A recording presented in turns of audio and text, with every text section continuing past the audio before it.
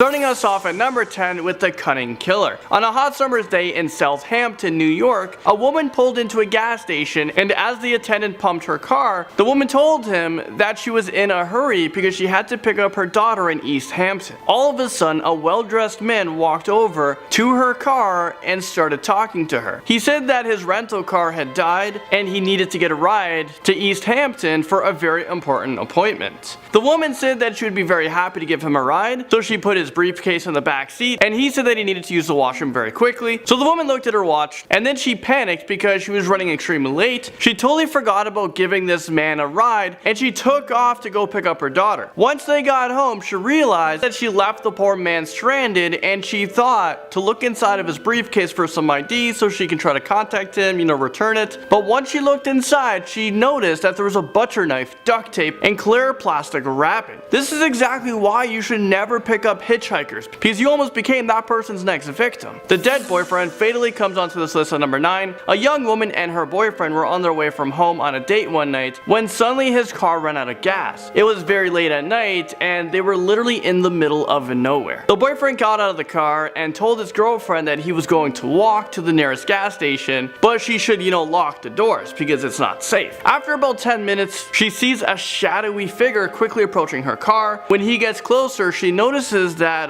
that's not her boyfriend, but he is a strange, crazy looking man with the blood on his clothes, and he's carrying something in his right hand. He comes up to the window and slowly pulls up his right hand, and guess what it was? You guys won't believe it. It was her boyfriend's decapitated head. I mean, is this real life right now? She goes into shock like everyone else would. I would be freaking out. She closes her eyes in horror. When she opens her eyes, the creepy man is still there. He's grinning like a psychopath. The psychopath that he is. He slowly begins to lift his left hand, and in it, he is holding her boyfriend's keys to the car. I mean, I guess having those locked doors isn't safe anymore now, is it? I would open the door and start running and yelling for help. Driving into number 8 is a Lover's Lane. A young couple just finished watching a movie at the local theater, and they decided to go up to Lover's Lane before returning home, because why not? The boy turned on the radio, and just as he reached over to his girlfriend, there was a warning about an escaped murderer who snuck out of an insane asylum who has a hook instead of a hand. The boyfriend thought it would be hilarious if he teased his girlfriend into thinking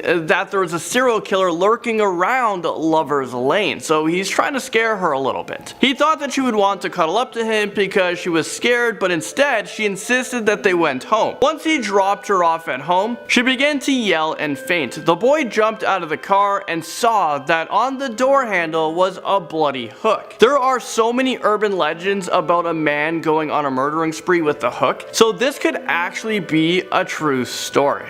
The fatal braids creeps us in at number 7. A little girl had been wearing braids in her hair for a very long time. Apparently these braids were so old that they must have been around like 2 to 4 months old. Her mother never took them out or washed her hair or anything. The little girl began complaining to her mother about having a terrible headache. The mother brushed it off and she didn't give it too much thought. The poor little girl would complain to her mom so many times, but still she didn't do anything about it. But one day at school, her teacher asked her what was wrong, and the little girl said that her head hurt. The teacher thought that maybe the braids were too tight, so she took them out and she couldn't believe her eyes. When she removed the braids, there was a huge spider in her hair that laid eggs. The spider was eating her scalp, so she was immediately rushed to the hospital, and sadly she later died. Oh, and if you think that this is just a campfire urban legend, you would be wrong. This actually happened to a little girl in Monroe, Louisiana. That's pretty messed up, but you know what, let's move on. Number 6. Number 6 brings us to the killer underneath the bed. So make sure you guys are checking your beds before you go to bed. A young girl's parents are out for the night, and even though the girl is still quite young, she convinced her parents to let her stay home alone and not to hire a babysitter. She promised that she would go to bed at her regular time and to call them on their cell phone,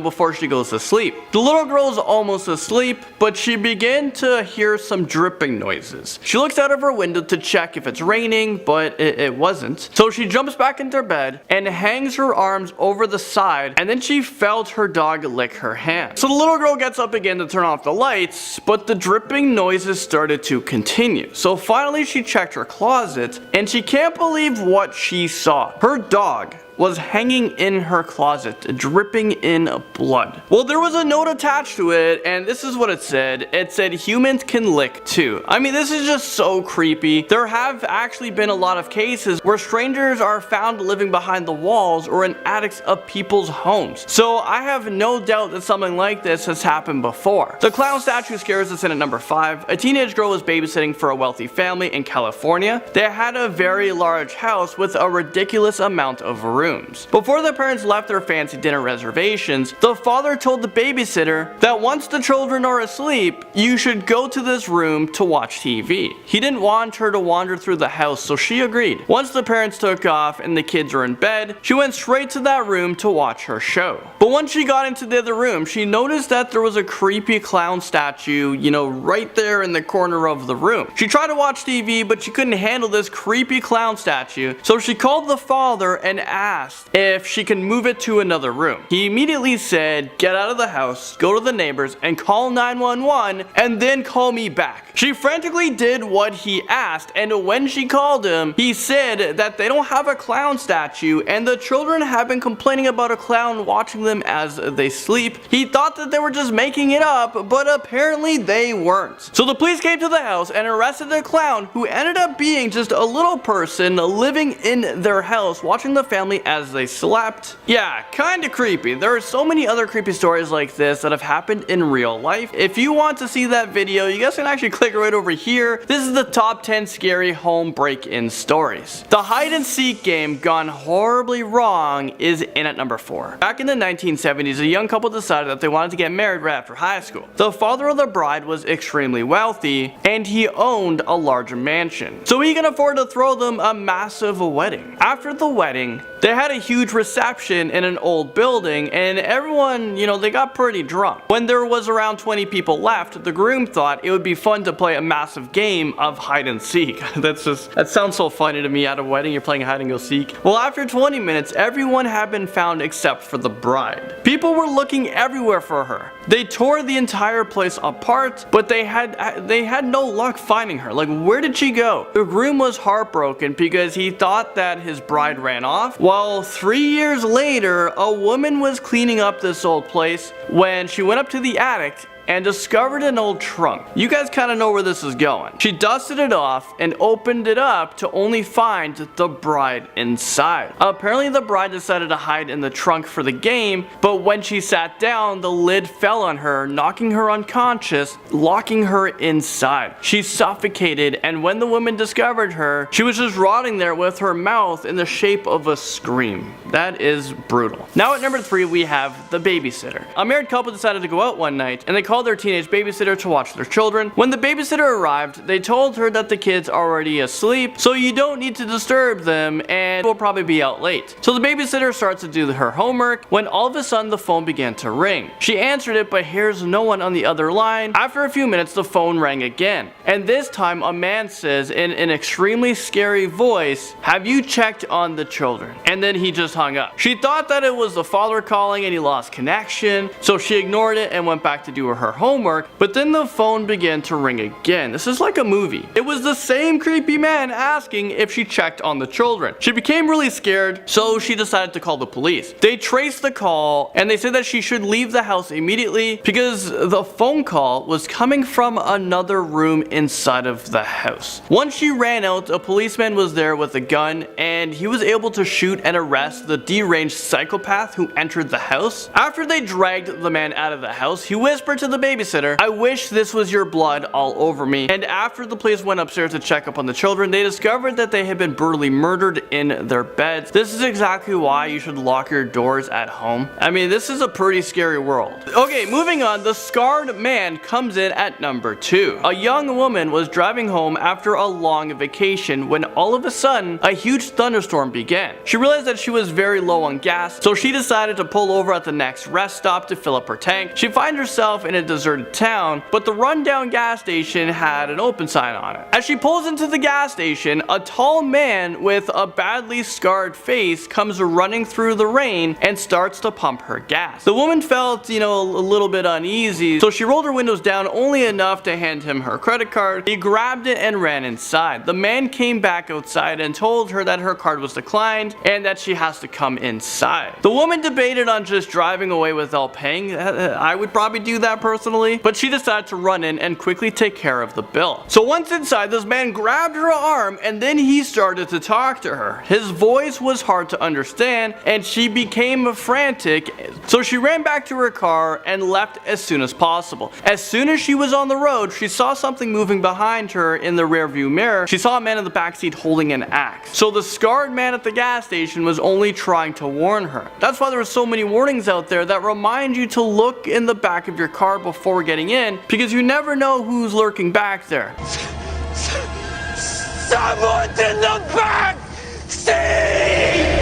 At the top of this list, at number 1 is Buried Alive. An older couple who has been married for over 50 years, they had their whole world turned upside down when the wife unfortunately passed away from cancer. Her husband was devastated beyond belief, and after the doctor pronounced her as dead, the husband insisted that she was still alive. Because she seemed so hysterical, the doctor gave him some heavy sedatives in order to help him sleep. Back in the days, they did not drain the body of its fluids. They would only prepare the coffin, place the body into it, and then 6 feet under you go. The same night of the burial, the husband began having really terrible and vivid nightmares of his wife trying to scratch her way out of the coffin. He begged and begged the doctor to exhume his wife's body, but he refused. After some time passed, he still had these dreams, so he was able to finally convince the doctors to exhume the body, and once the pride coffin was opened, they discovered that his wife's nails were bent back and there was bloody scratch marks on the inside of the coffin. Yeah, you'd be surprised to find out how many people have actually been buried alive. Coming into number 10, we have the Yellowstone bear attack. I was always told by my friends in Ontario that I shouldn't be too afraid of black bears because they're not going to kill you, it's the grizzlies you need to watch out for. Now I don't know if that's true or not, but in 2010 a grizzly bear rampaged through a heavily occupied campground in Soda Butte near Yellowstone National Park. This all went down in the middle of the night and sadly one man, Kevin Kammer, was killed and 2 other people were seriously injured. A woman suffered severe lacerations and crushed bones from bites on her arms, and a man had part of his calf ripped off. Other campers ran to their cars to hide from the mother bear and her cubs. Now it seems the bear had wandered into the chained campground and started slashing at tents. One survivor, Deb Freely, said she was woken to feel her arm being bitten into. She said when she woke up her tent was totally slashed.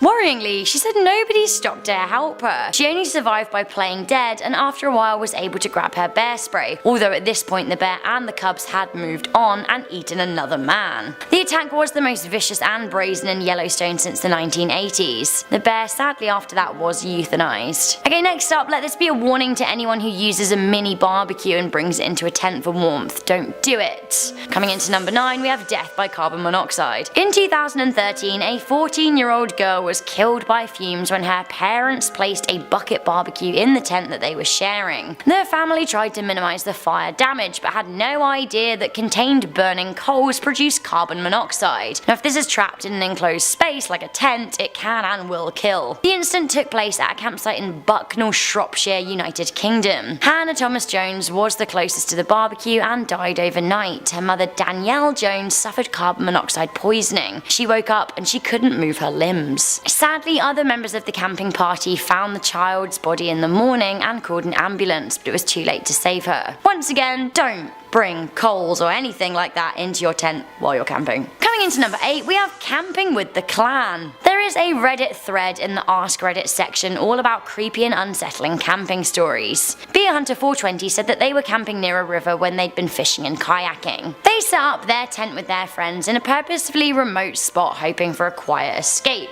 Later they all sat around the fire having a good time until they spotted a bigger fire in the distance about 300 yards away. They said then they also heard chanting. Now on a closer look at the fire, the campers realised that the group was burning a big cross. The cult members then started yelling about white power and scarily shooting their guns in the air. Isn't that terrifying? Because like, Christ, the Ku Klux Klan and like also guns. Next, white supremacists are terrifying, but at least you can recognize an idiot when you see one. Coming into number 7, we have the silence. Another Reddit post here. This is from Biggs180. They shared a story about a camping trip in the Florida Everglades with friends. The group had retired to their tents for the evening and were beginning to fall asleep when one of them suddenly heard a very deep and low vibration. Then they all started to hear it and they began texting each other being like, what's happening? After that, all nature was silent. This even included the bugs. All of the crickets around the tent just shut up. The 4 campers once again text each other about how freaked out they were,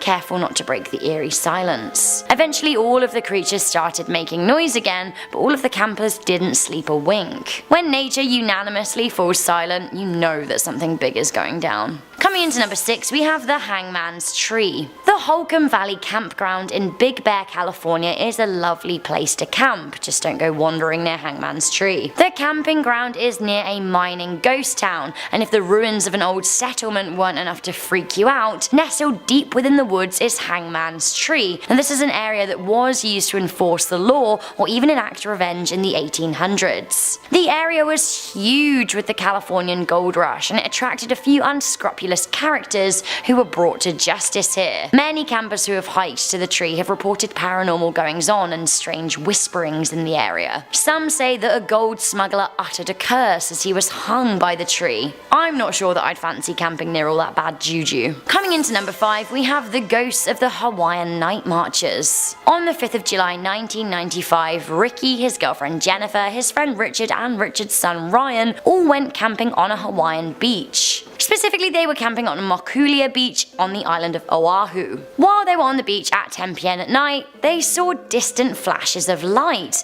Then, they saw a long line of torches on a mountain in the distance. It appears that they happened to spot the Night Marchers, a Hawaiian folk legend that says phantoms of ancient Hawaiian warriors roam the islands at night. Rumour has it if you share any blood relation with the Marchers you will be saved, or else you can pee on yourself for redemption. If you're in the path of a night marcher, you must strip naked and lay face down wherever you are. It seems that the group camping that night got lucky. They lived to tell the tale. Coming into number 4, we have the horrifying lake bottom murders. This is one of the most notorious unsolved crimes in Finnish history. In 1960, 4 teenagers were camping by Lake Bottom in Finland. What happened between the evening and the morning when 3 of the 4 youths were found brutally murdered, we aren't quite sure. A slashed and bloodied collapsed tent was discovered by a hiker the next morning, and when he went to investigate, 2 15-year-old girls and an 18-year-old boy were battered and stabbed to death. A 4th was left stabbed and unconscious. One of the girls, Malia Bjorklund, had been stripped naked from the waist down and had received the most stab wounds. Upon discovering the horrifying scene,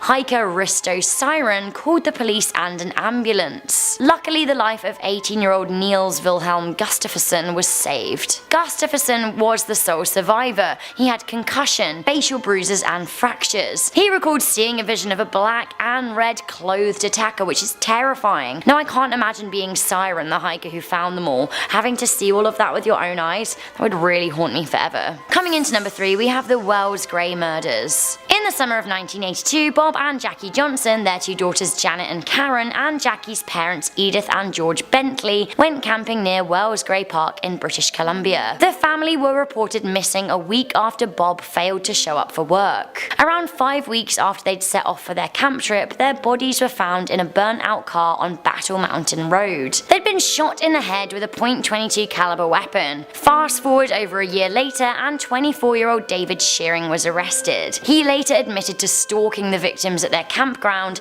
and shooting the adults in the head. He kept the 2 girls alive for a week, raping the eldest, 13-year-old Janet, repeatedly before killing them too. Coming into number 2, we have the mystery of the Dyatlov Pass incident. Something horrible happened to 9 ski hikers in northern Ural Mountains in Soviet Russia between the evening of February the 1st and the morning of the February 2nd, 1959. The group were experienced winter trekkers who had set up camp for the night on the slopes. On the morning of the 2nd of February, the bodies of the campers were found in a very disturbing scene. It seems that something something in the night caused the group to tear out of their own tents without proper clothing to face the sub-zero snowy climate. 6 of the group died of hypothermia, 3 died from major fractures. 1 victim had their head bashed in, 2 others had crushed chests. Now 1 woman even had her tongue and eyes missing. The Soviet authorities investigated the suspicious deaths, but the case remains unsolved. Leading theories include an animal attack, an avalanche scare, infrasound, panic, or assassination. Others say it could be paradoxical undressing from hypothermia, which causes people to act crazily. Others say it even could have been a yeti, or some say aliens. If in doubt, crack the alien theory out. The area remained closed for investigation for 3 years,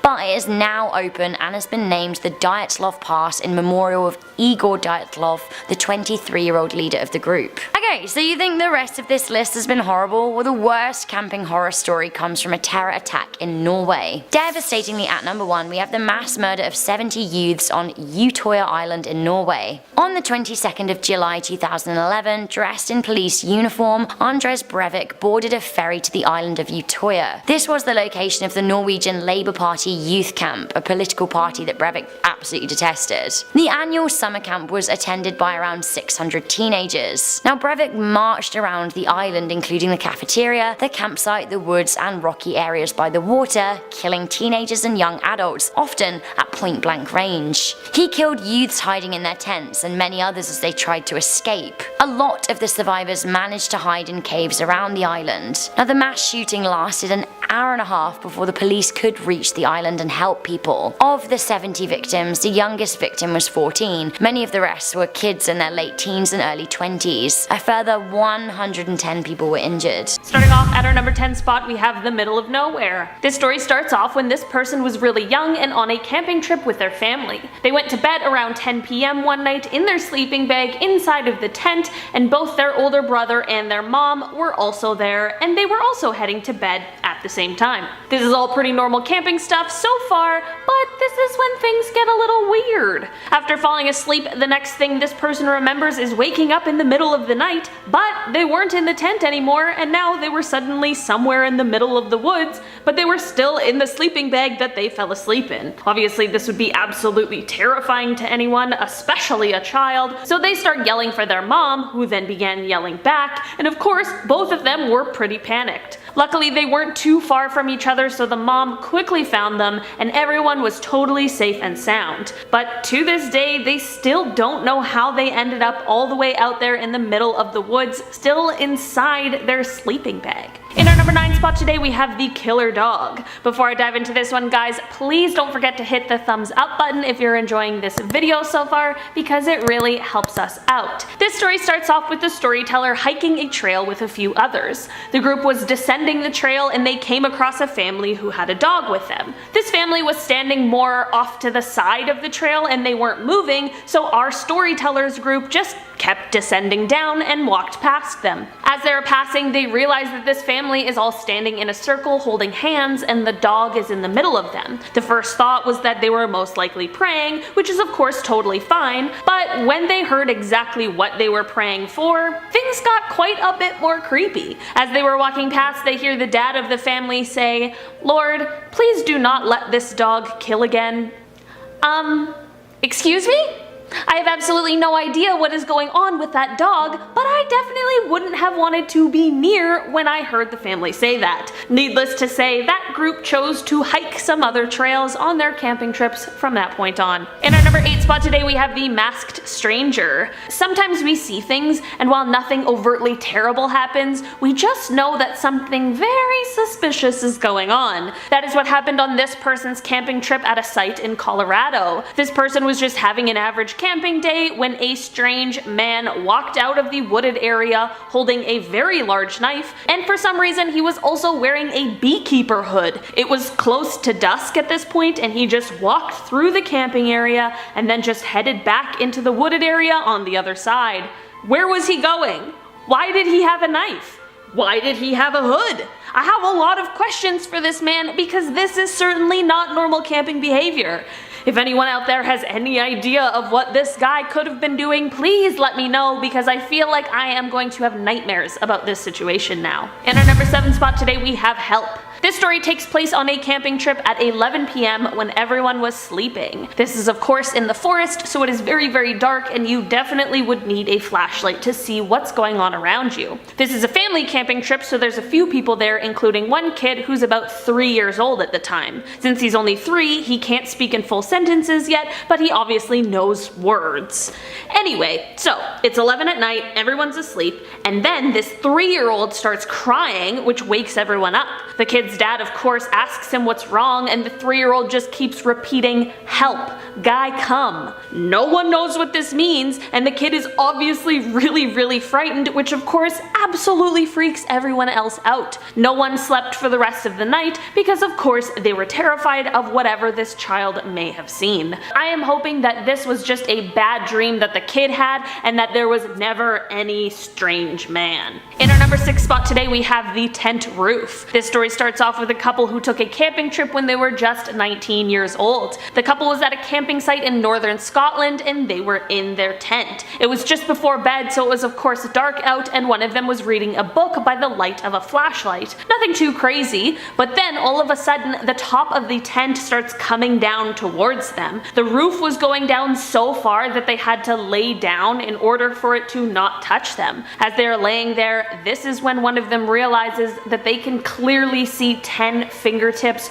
right in front of their face pushing down the top of the tent. Who is doing this and why?